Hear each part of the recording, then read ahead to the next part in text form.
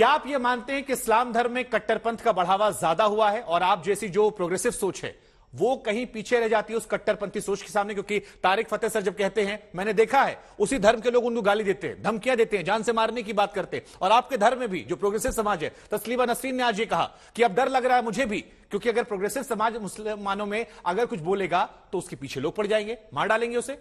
इस्लाम को और हम जैसे लोगों को यकीनन बदनाम इसलिए किया जा रहा है कि सारे नाम आप देखें टेररिस्ट ग्रुप्स की तो यकीनन आपको उसमें इस्लामिक टच दिखेगा। कौन कर रहा है बदनाम? और ये बदनाम वो लोग कर रहे हैं जो इसमें कहीं ना कहीं अपना एक मिसगाइडेड होके वो अपने फायदे के लिए, वेस्टेड इंटरेस्ट के लिए कर रहे हैं। उनको कोई भी जानकारी नहीं है इस्लाम की और इस वजह से वो कर रहे हैं। और मैं बार बार कहता हूं कि जो प्रोग्रेसिव सोच रखते हैं उनको इस बात को समझने की जरूरत है कि ऐसी चीजों को बिल्कुल एनकरेज नहीं करें। प्रोफेट मोहम्मद सल्लल्लाहु अलैहि वसल्लम ने तो खुद ही हमें तालीम दी है कि हम माफ करने वाले हैं, फॉरगिवनेस हमारे अंदर, पेशेंस, इन तमाम चीजों को अगर सही तरीके से ये माफी वाली बात सर 34 साल बाद कत्ल किया गया, कत्ल करने की कोशिश की गई, आंखें फोड़ दी गई, आप कह रहे माफ करने की बात है? बिल्कुल गलत किया है और मैं वही कह रहा हूं ना कि वो तमाम मैं संजीव जी आपके पास आऊंगा। तारिक सर इस पर रिएक्शन आपसे लेना है मुझे।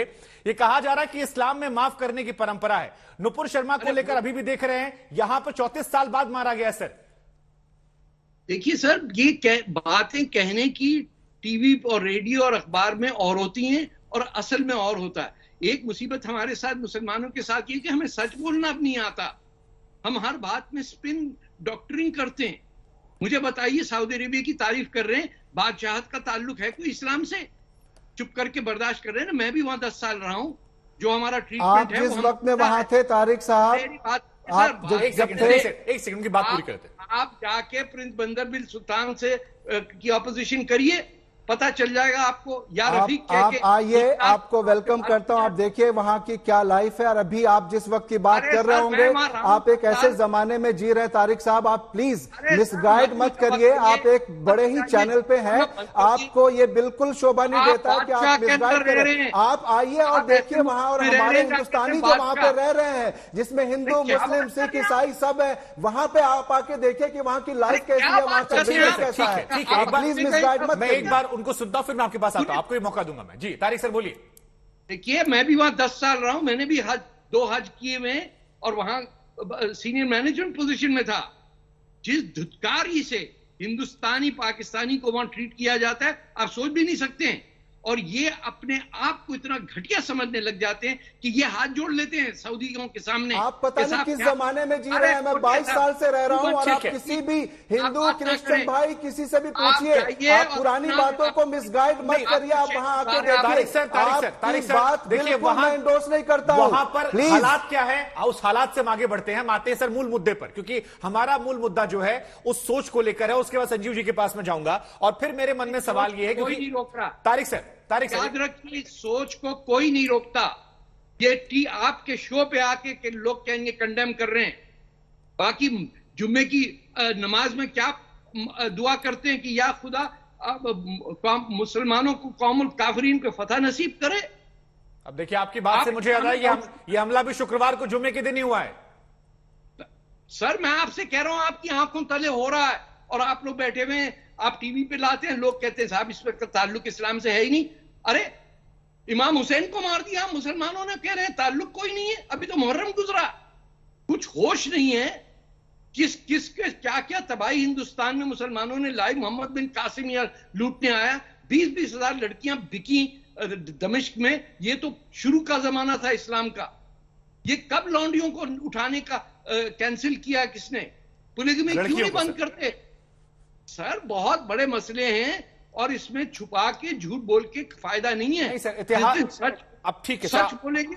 आप बिल्कुल कह रहे हैं कि सच बोलने, बेहतरी की तरफ बढ़ने का पहला सबक ये होता है कि हम सच बोलना शुरू करें। मैं आऊंगा अतीकुर रहमान साहब आपके पास भी, लेकिन संजीव उनियाल जी, आप देखिए, डर तो सभी को लगेगा क्योंकि घटनाएं बहुत ज्यादा हो गई हैं और लगातार ये सोच बढ़ रही है। ऐसा नहीं कि केवल उसी धर्म में है, हमारे यहां भी कई लोग हैं जो ऐसा बढ़ावा दे रहे हैं, लेकिन उस पर कई बार लोग आंखें मूंद लेते हैं।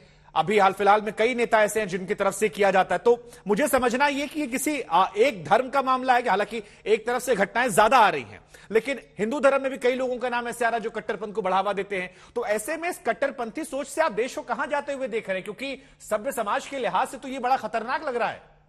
शुभंकर, मैं दो तीन बातों को देखकर आज अखबार की न्यूज पढ़ के, आपके मीडिया में पढ़ के, आज तक की न्यूज पढ़ के लोग सिर उठे हैं बिल्कुल।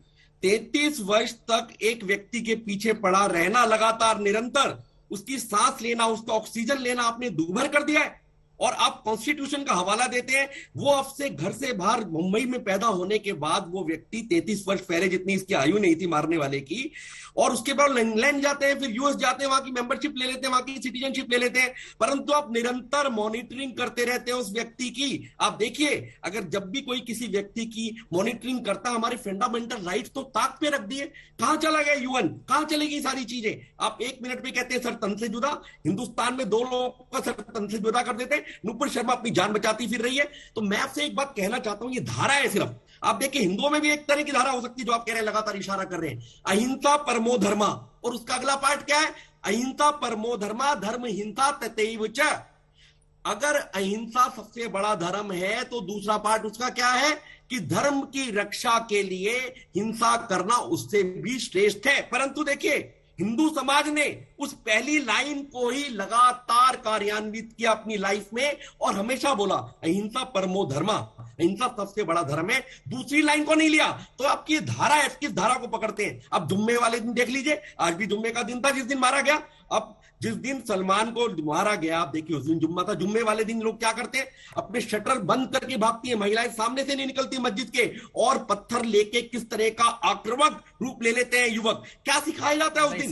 क्या होता है अंदर? तो मेरे ख्याल से सही बता रहे हैं हमारे बंधु जो साथ बैठे हुए हैं, जिन पर लगातार ये आप तानाकशी करे जा रहे हैं, पर मेरे को लगता है कि ये रिपोर्ट ठीक कह रहे हैं कि किस तरह की बातें हो रही हैं यहाँ पर।